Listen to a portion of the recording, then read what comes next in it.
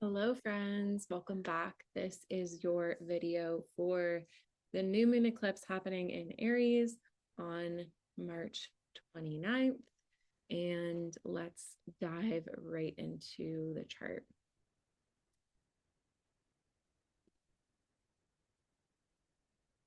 Okay, so here is the chart for the new moon eclipse. So as we can see in this chart, the new moon eclipse is happening at 9 degrees of Aries. Ruler of this eclipse is Mars. We're going to talk about Mars quite a bit. But before I even go into this particular eclipse and how we want to work with it, I want to address the all of the other astrology that's basically happening right now, because this eclipse is happening in the midst of so much change and transformation in the chart. So overall, essentially, we're in this period right now of we're in eclipse season, we're in retrograde season. We've got, as we know, Venus and Mercury are both retrograde. They're retrograde through the same exact portion of the chart, which is unusual. And that portion of the chart is crossing the threshold between Aries and Pisces. This is the rebirth threshold within the chart. This is where the soul literally transitions into a new lifetime. This is where we transition into a new year. And we've just had the spring equinox, which is the start of our astrological new year. So this is our first new moon of the year. And this new moon happening in Aries is very much a new beginning, but in the midst of eclipse season, in the midst of all of these retrogrades happening at the North Node, happening at this rebirth threshold, we still very much do not have full clarity on what we're moving forward on. And so I want to leave that as like the introduction here is that, yes, we have a new beginning, we have a new rebirth that's like beginning with this new moon. It's very much going to come to fruition within this moon cycle. So the full moon happening on April 12th. This is a full moon in Libra. This will be happening while Venus is stationing direct, and this is after Mercury has already stationed direct on April 6th. So this is really going to be when we're going to feel the implication of the rebirth. We're going to know with clarity how to move forward with decisions. Things will become much more clear. Venus is stationing direct with Saturn, meaning that all of this retrograde energy has been very like mystical, very elusive, very aloof, very unclear. It's kind of like we're in this process of we're going through this very, very deep internal transformation, restructuring our mind, our hearts, our beliefs, our relationships, restructuring the way in which we perceive our value in terms of love and finances. All of that is sort of going through this massive transformation process. And by April 12th, by that full moon in Libra, we're going to have the clarity to actually move forward. Right now, we're stepping into the beginning. It's like the rebirth is starting, the seeds are there, they're being planted. But we don't have full clarity yet. And we will have that clarity on April 12th. Venus will station direct conjunct Saturn, and Saturn is very much like that sobering perspective. Saturn is the father, Saturn is authoritarian, Saturn is like really asking us to build something with longevity for the future. And so this Venus retrograde has very much had this undertone of karmic relationships, past life relationship connections. And there's very much this undertone of something that we're wearing rose-colored glasses around, some kind of illusion, some kind of deception, something that seems too good to be true and most likely is too good to be true. This can look like, this absolute dream, perfect partner that comes in, and it isn't what it seems, right? That's a very clear sort of articulation of what this retrograde journey could be for you. And the reason I'm bringing that up is because we have that signature that's sort of led to that sort of rose-colored glasses, illusion, deception, things aren't quite what they seem. That signature is back again in the chart. So when Venus entered her pre-shadow, which happened on January 27th, she was conjunct Neptune. This is important because something was happening around that time that could have had this signature of like that rose-colored glasses energy around it. Neptune can bring fantasy, deception, illusion, Alice in Wonderland. Things seem too good to be true. In Pisces, it's like we don't really know what's real, right?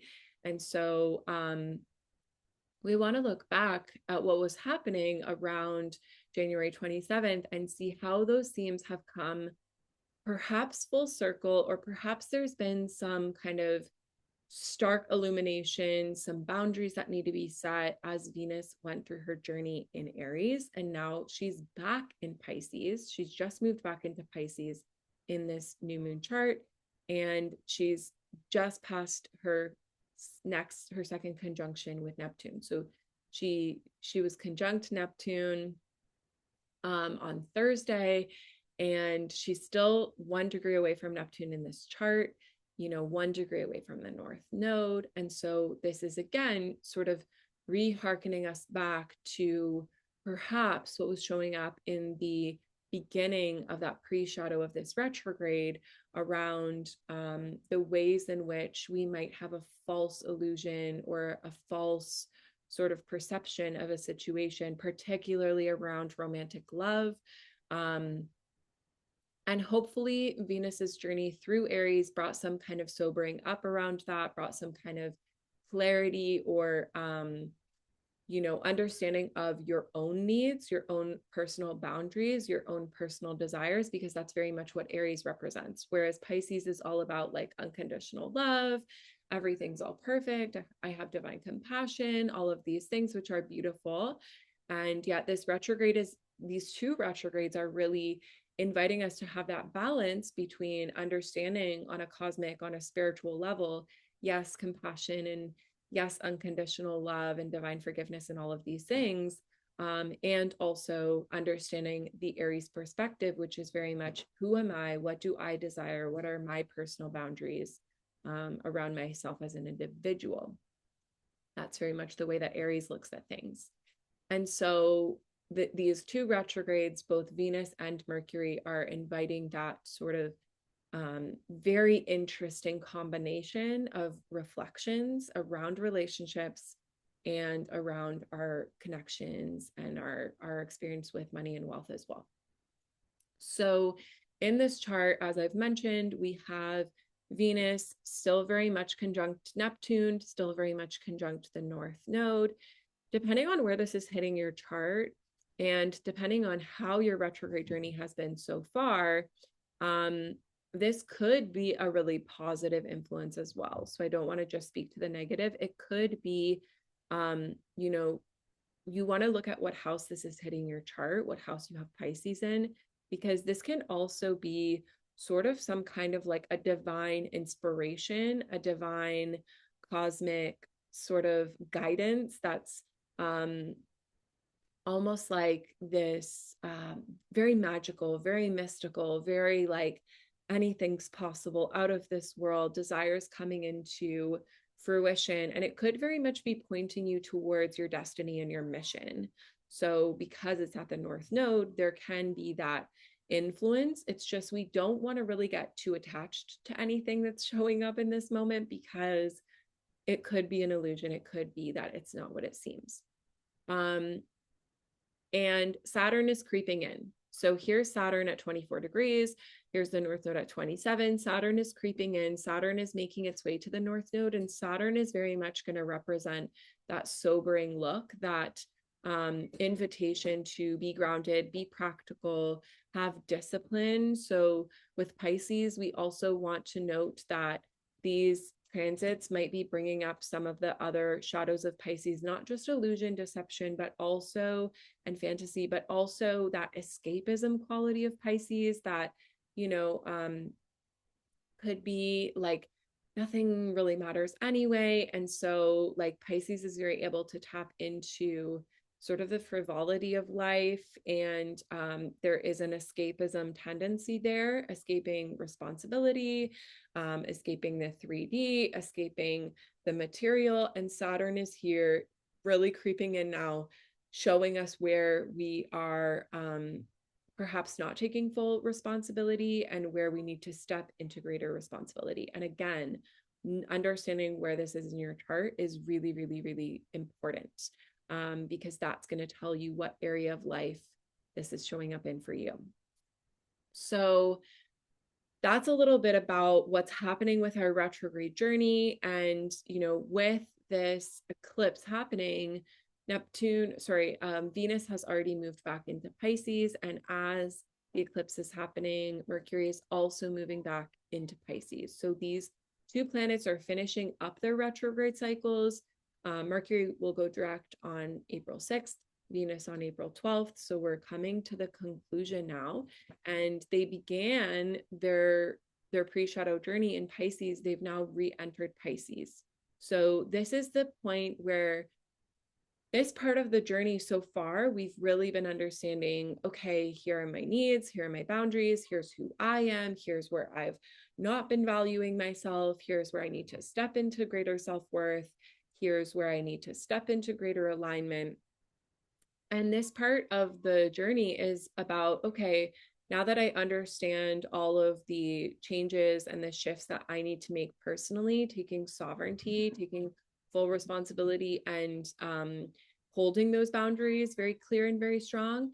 Now we're stepping into understanding that, okay, now that I've understood that, I've done that deep shadow work, and I understand my role, and I also understand my needs and desires.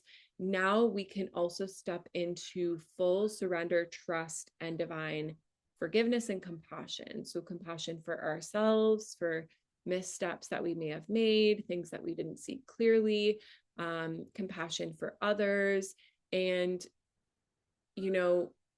holding the influence of that Aries part of the journey, understanding that the boundaries and the self-worth that we've come into contact with is important to bring with us. And now we can also bring this sort of higher perspective of understanding that everything in the journey is correct and important, and it was all needed.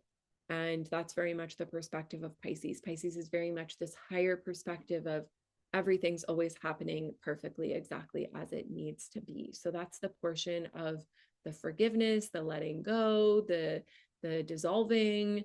And that doesn't mean that we let go of our boundaries or that we cross our own boundaries. It just means that now we can hold that self-worth, we can hold that understanding of self-awareness, moving into that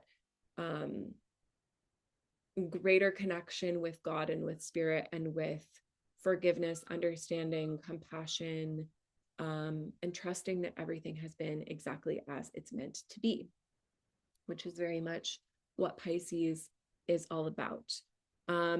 So that's a little bit of a note on where we're at in these retrograde journeys. And this eclipse is sort of bringing it's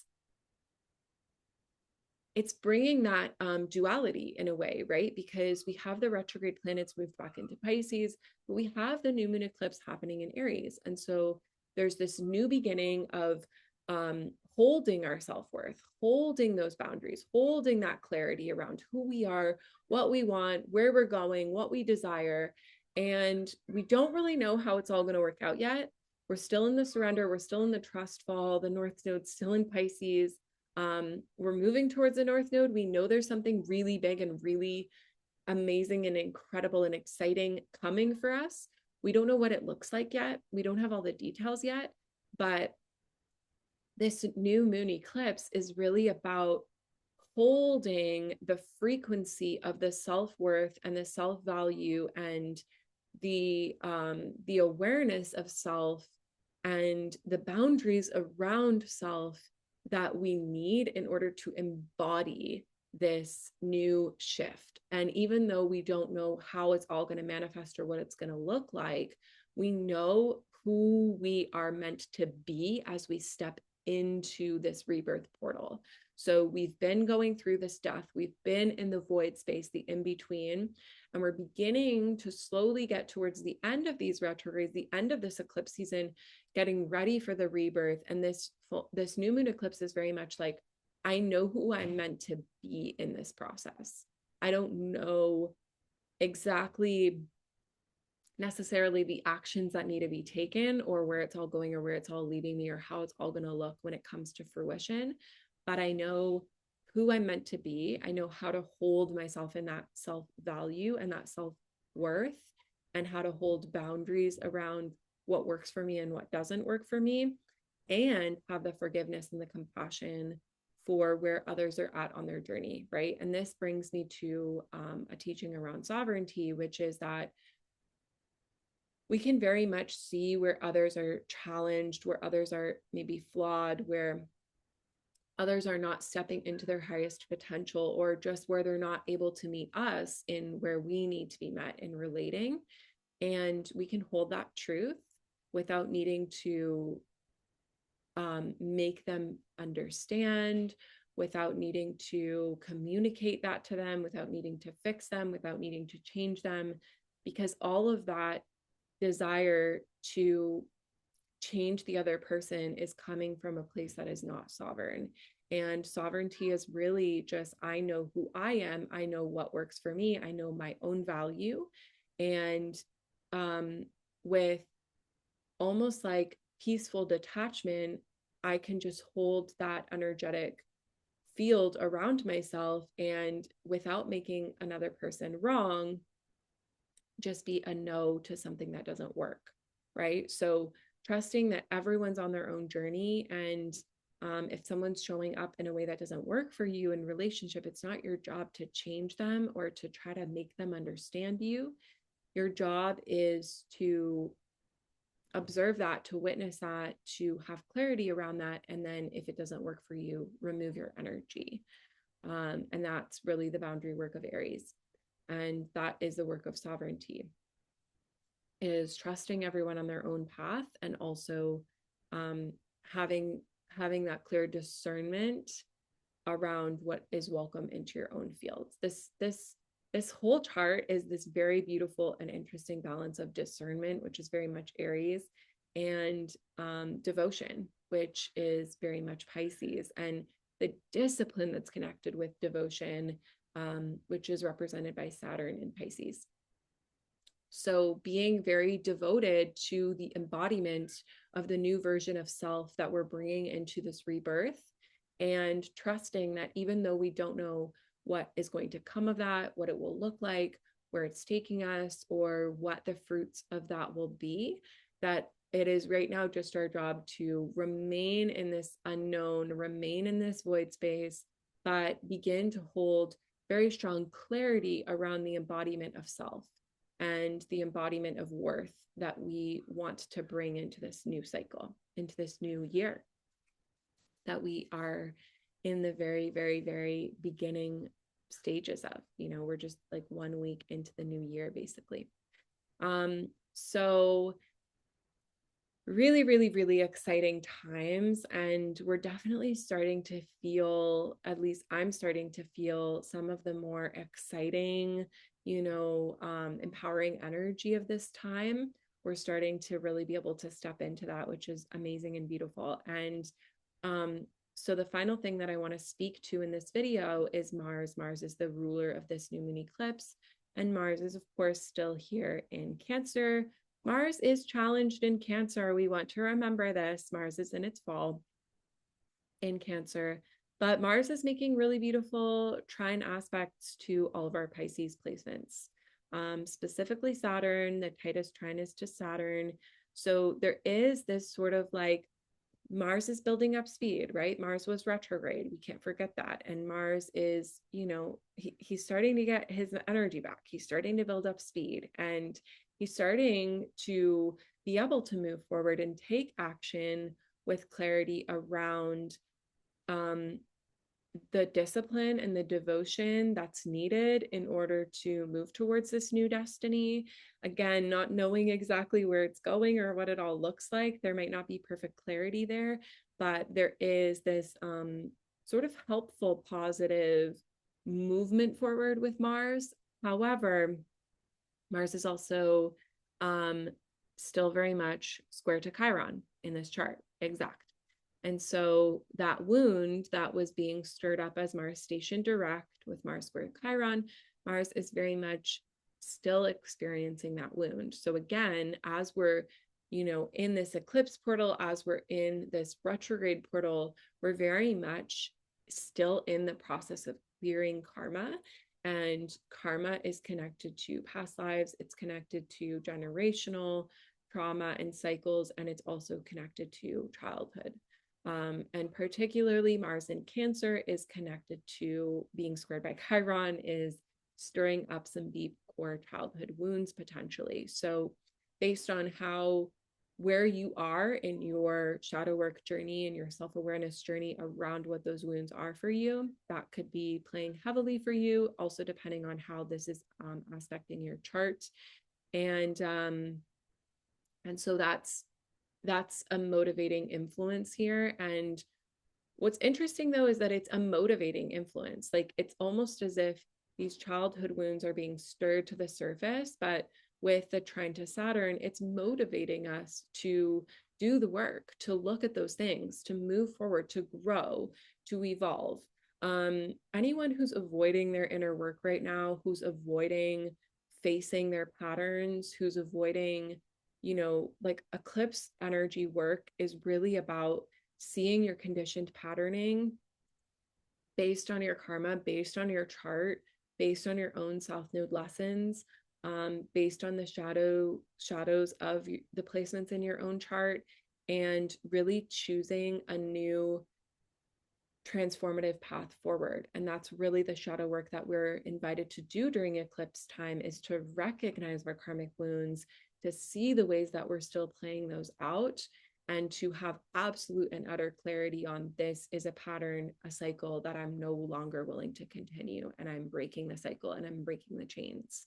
And that is very much the invitation of eclipse seasons in general, but this particular eclipse season, with all of the energy at the North Node, with the retrogrades and the whole thing, it's like we really can't afford to be avoiding our inner work right now. Those who are going to be repeating very much karmic cycles, and very, very clearly relationships that are karmic. Not necessarily in a good way, most likely not in a good way. If you're not doing that inner work of changing and shifting those patterns, you will be experiencing karmic challenges right now, most likely showing up through relationships.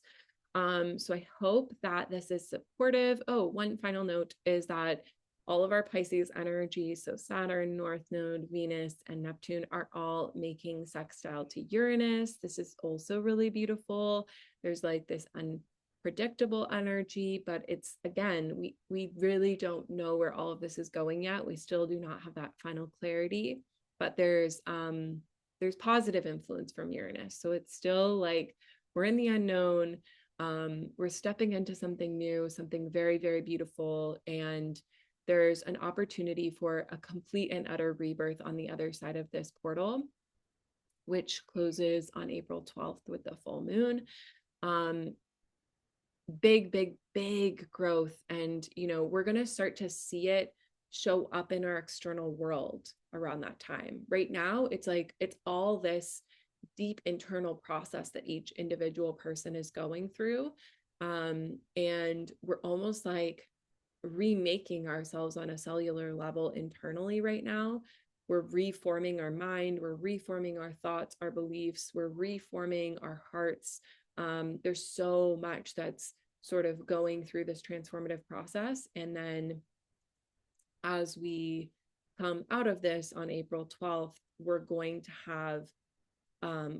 if we're really embodying that new version of self, those new beliefs, that new self-worth, as we step through that threshold, that's when we're going to start to see it show up and manifest in the material world around us. And things are going to start to move forward very, very quickly in April. So looking forward to it. I'm very excited for this eclipse, and I hope you enjoyed this video. And I will see you soon with the next report. Bye for now.